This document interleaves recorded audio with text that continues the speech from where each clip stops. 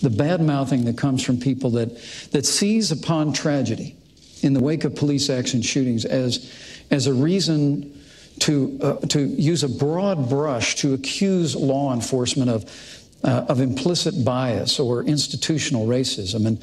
And that really has got to stop.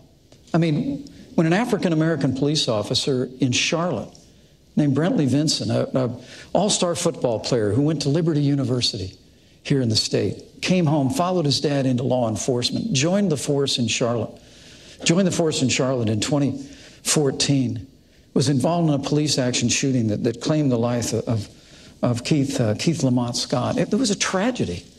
I mean, we mourn with those who mourn. We grieve with those who grieve. We're saddened at the loss of life. But Hillary Clinton actually referred to that moment as an example of implicit bias in the police force, where she used, when she was asked in the debate a week ago whether there was implicit bias in law enforcement, her only answer was that there's implicit bias in everyone in the United States. I just think what we ought to do is we ought to stop seizing on these moments of tragedy.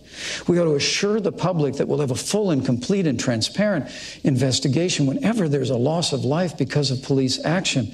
But Senator, please, enough of this seeking every opportunity to demean law enforcement broadly by making the accusation of implicit bias every time tragedy occurs. Elaine, people shouldn't be afraid to bring up issues of bias in law enforcement. And if you're afraid to have I'm not afraid to bring that up. If you're afraid to have the discussion, you'll never solve it.